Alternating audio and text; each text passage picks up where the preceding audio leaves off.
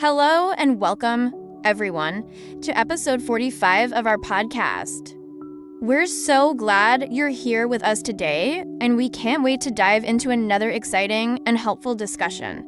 Let's get started.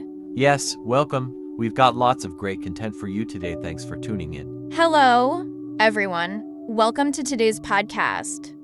We're so excited to have you here with us. Whether you're relaxing at home, traveling, or studying, we want to make your English learning journey fun and easy. I'm Agnes, and today I'll be your host alongside my amazing co-host, Jasper. We hope you're ready for a fantastic episode filled with interesting tips to improve your English skills. Hey, everyone. It's great to be here with you all today. We're thrilled that you're joining us on this learning adventure. Agnes and I have a very special topic lined up for you today, and I can promise it's going to be super helpful. So, Agnes, what are we talking about today? Well, Jasper, today we're diving into something very important and quite interesting: how to formally introduce yourself in English. It might sound simple, but this is something everyone needs to know, whether you're meeting a new friend, starting a job interview, or speaking to someone in a professional setting. Making a good first impression is key. Exactly. A formal introduction is one of the first things we do when we meet someone in a business or professional setting. It's essential not only for your personal growth but also for making a positive impact. And guess what? This is also a great skill for you to practice in English because it helps build confidence when speaking with people from all around the world.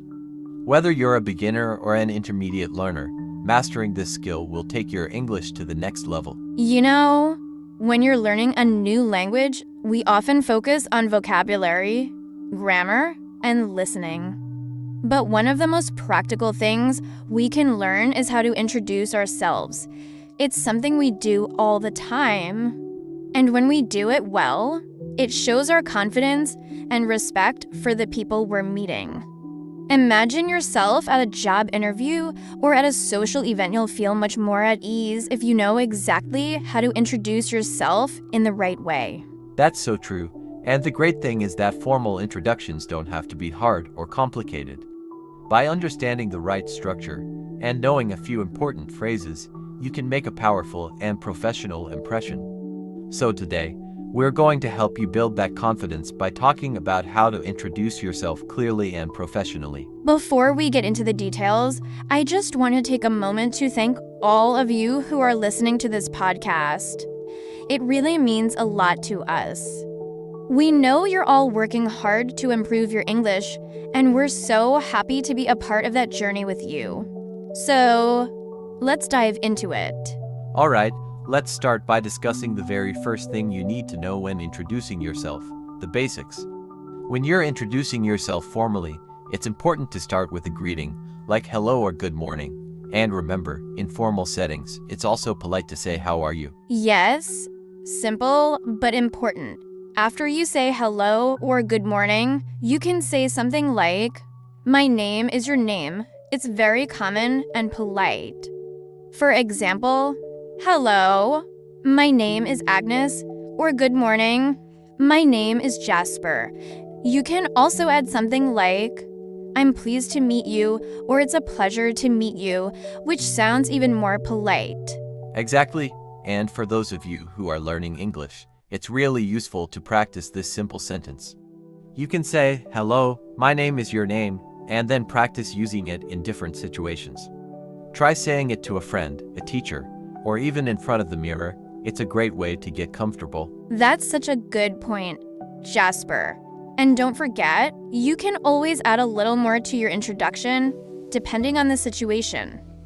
For example, if you're in a professional setting or at an event, you might say, "Hello, my name is your name, and I work as your job."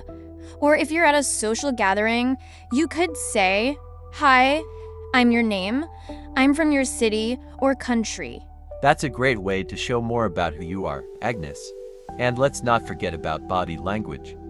A good handshake or a smile can make a big difference when you're introducing yourself formally. These small details can help people feel more comfortable with you, and it gives them a positive impression. Absolutely. Nonverbal communication is so important. A simple smile and a firm but friendly handshake can show your confidence. And that confidence will shine through in your English, too. Now, we've covered some basics, but in formal situations, you might also want to mention your role or your purpose for meeting someone. For example, I'm a teacher, or I'm here for a conference, or I work with company name. This adds more context and makes your introduction more complete. Right. And for those who are just starting with English, don't feel pressured to say a lot. Start with the basics we mentioned, your name and a greeting. Once you're comfortable with that, you can add more details as you go along. It's all about practicing and growing your confidence. And that's the key. Jasper, practice, practice, practice. The more you practice introducing yourself in different situations, the easier it becomes. You'll find that it starts to feel natural, and soon, you'll be introducing yourself like a pro. Exactly. And the best part is that formal introductions are a skill you'll use your whole life. Whether you're meeting a colleague, a boss, or a new friend, the way you introduce yourself makes a huge difference in how people perceive you. So, let's make sure you get it right. Before we move on, we just want to remind you how valuable it is to learn these small but important skills in English. Mastering how to introduce yourself is the first step to opening doors to new opportunities, whether that's in your career or your social life. So, keep practicing. All right, Jasper, is there anything else you'd like to add before we wrap up this part of the podcast? I think we've covered a lot of great tips already, Agnes. But I just want to encourage everyone to practice these introductions every day. Don't worry if it feels awkward at first, just keep going, and soon it'll feel completely natural. And remember, you're not alone in this. We're here to support you. Welcome back, everyone. It's so wonderful to have you with us again. As Jasper mentioned before we took a little break, practicing your English introductions is one of the most important things you can do to build confidence in both social and professional situations. So, I hope you've been practicing and feeling more comfortable with introducing yourself. Today, we're going to dive deeper into the subject and break down how to make your introductions even more effective and memorable. Are you ready to learn some more tips? Let's get started. Now, we already talked about the basic saying hello, introducing your name, and including a little detail about yourself. But what if you want to go beyond that? Maybe you want to introduce your job or your role, and maybe you want to make a deeper connection with the person you're meeting. This is where it gets really interesting. That's right. When you're introducing yourself in a formal setting, like a business meeting or a conference, it's important to show your role and purpose. This isn't just about saying your name and job title. It's about giving a bit of context about why you're there or what you do, which helps the person you're meeting understand more about you. So, if you're attending a conference, you might say, "Hi, my name is Agnes, and I'm a marketing manager at company name. I'm here to learn about new trends in digital marketing." This gives the person you're meeting a clear picture of who you are and what you're doing. Exactly. And think about it, when you give context like that, you help the other person know what to expect from your conversation. Maybe they have something valuable to share with you that's related to your work, or they might be able to make helpful connections. This makes your introduction more engaging because it goes beyond the basics and invites a meaningful exchange. So, don't be afraid to share a bit more about your role, what you do, or why you're meeting someone. Let's look at another example. Suppose you're meeting someone in a business setting and you want to introduce yourself while also talking about your current project. You could say something like, "Hello, my name is Agnes, and I'm a project manager at company name. We're currently working on a new product launch, and I'm excited to hear more about your work in related field." This adds not only your name and role, but also something specific about your current work, which can lead to an interesting conversation. That's a perfect example, Agnes. By sharing something about your current project, you make your introduction more engaging, and it gives the person you're meeting a chance to connect with you on a deeper level. It's not just about what you do, it's also about what you're passionate about, and that's a great way to spark interest in a conversation. Now, let's talk about another important aspect of formal introductions: politeness and tone. When you introduce yourself, the way you speak can have a huge impact on how the other person perceives you. Speaking with a friendly tone, while maintaining a professional attitude, is key. For example, when you say, "It's a pleasure to meet you," or "I'm glad to be here," your tone should sound warm and sincere. Absolutely, Jasper. Politeness is essential, especially in formal situations. Remember that your tone doesn't just reflect your feelings about the other person, it also shows how you view the situation. If you come across as too casual or indifferent, it might give the impression that you're not serious or respectful. But when you speak with a positive tone, your words come across as warm, welcoming, and professional. So, whether you're saying "it's a pleasure to meet you" or "I'm happy to be here," try to say it with enthusiasm and respect.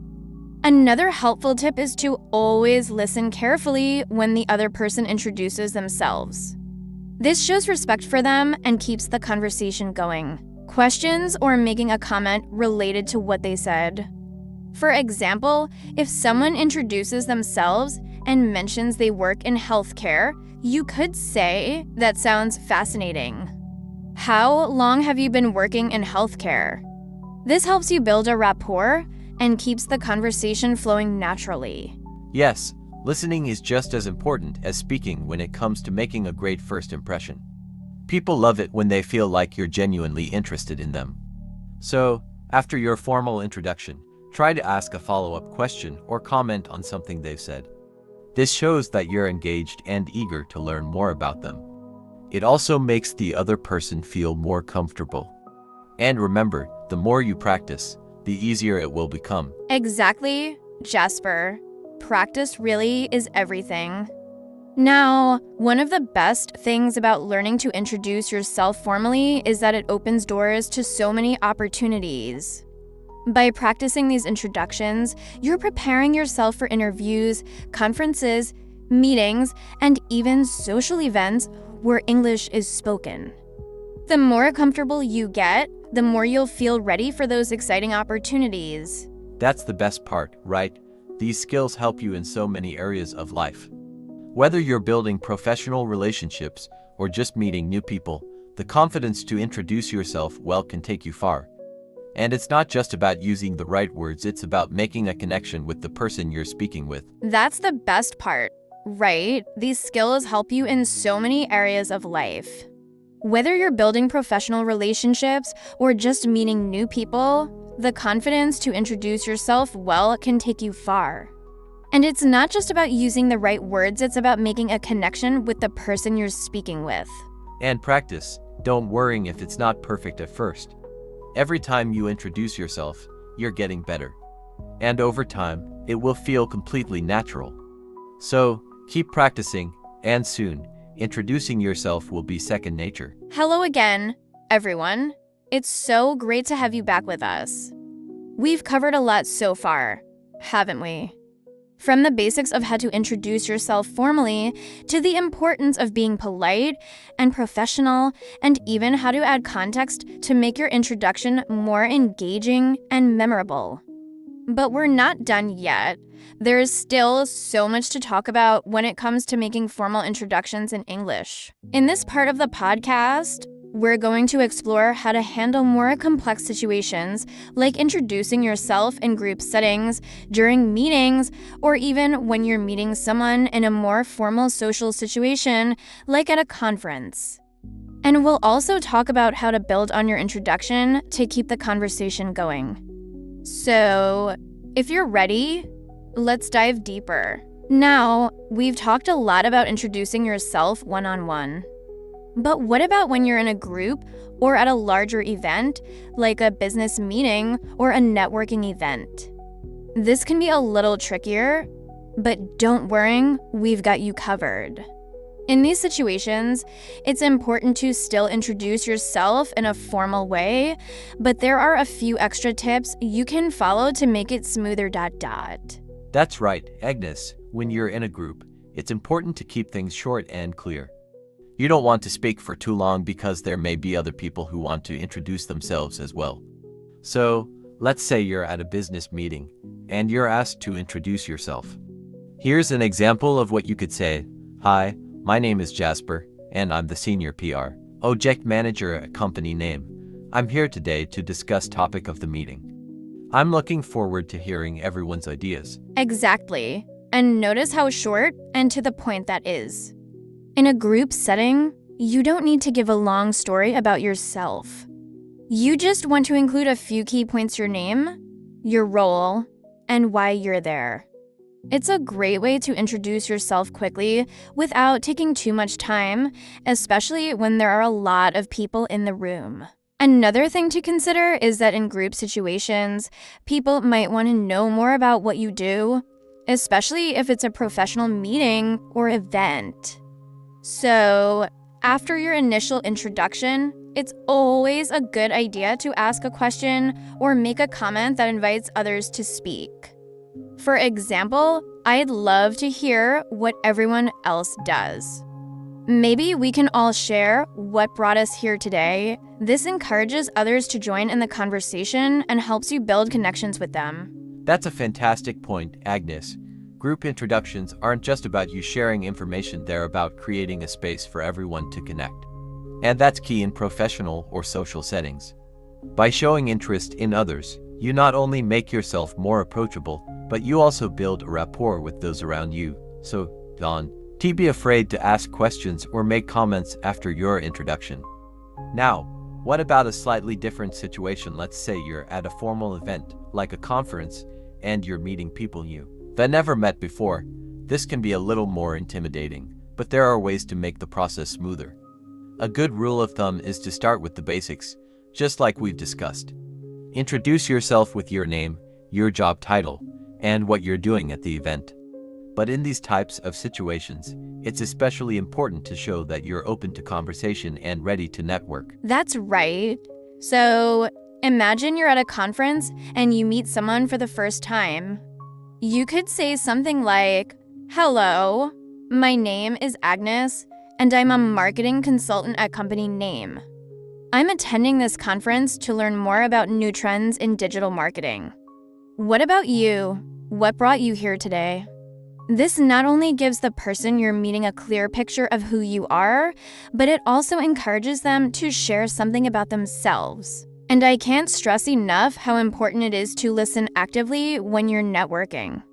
People love talking about themselves, especially if you ask questions that show you're genuinely interested. So, once the person responds, make sure to listen carefully and follow up with more questions or comments that show you're engaged. For example, if they tell you they work in social media marketing, you could ask, "That's really interesting. How do you see social media trends changing in the next few years?" This keeps the conversation going and helps you build a meaningful connection. Exactly. The key here is that formal introductions are just the beginning of a conversation. You're not just introducing yourself and then walking away. A formal introduction opens the door for a much deeper conversation, and that's where the magic happens. Building connections, whether it's at a business meeting, a networking event, or a formal gathering, can lead to new opportunities, friendships, or collaborations. So, remember that after your introduction, always try to engage with others, ask questions, and listen actively. Now, let's talk about a situation that can sometimes be a little more challenging: introducing yourself in front of a large audience. Maybe you've been invited to speak at a seminar where you need to introduce yourself to a big group at work. This can feel intimidating, but with a little preparation, you can do it with confidence. That's a great point, Jasper. When you're speaking in front of a group, whether it's a seminar, a meeting, or even a classroom, you want to make sure your introduction is clear and calm. You don't need to worry too much about saying the perfect thing. The most important thing is to be confident speak slowly, and make eye contact with your audience. For example, if you're introducing yourself in front of a large group, you might say, "Hello, my name is Agnes. I'm a project manager at company name. And today I'll be discussing the new marketing strategy we're rolling out for the upcoming year. I'm excited to share these ideas with all of you. Keep it simple and remember to breathe." Yes, and don't forget to pause for a moment after you speak, especially in front of a larger group. A small pause gives the audience time to absorb what you've just said, and it also gives you a moment to gather your thoughts before continuing. The more you practice speaking in front of others, the more comfortable you'll get. In these situations, body language is also really important. Stand tall, smile, and avoid crossing your arms, as this can look closed off. Try to make eye contact with different people in the room to help create a connection, and if you're nervous, that's okay. Just take a deep breath, and remember, everyone in the room is there to hear your ideas. Exactly, Jasper. And when you're introducing yourself in a group or to a large audience, remember that everyone is in the same situation. You're all there to learn and share. The more relaxed and confident you appear, the more comfortable everyone else will feel, too. All right, so now that we've covered group introductions, public speaking, and the importance of engaging in conversation, let's wrap up this part by emphasizing something really important. Don't be afraid to make mistakes. It's completely okay if your introduction isn't perfect. What matters is that you're making the effort and showing a willingness to communicate. The more you practice, the better you'll get. That's such a great point, Agnes. Mistakes are part of learning. So, don't worry if you stumble over your words or forget what to say, just keep going. The more you practice, the smoother it will get. And remember, we're all here to support you as you continue improving your English skills. Thank you so much to everyone listening. We really appreciate your time and commitment to learning with us. Stay confident, keep practicing your introductions, and we'll be back with even more tips in the next part. Keep up the great work, everyone.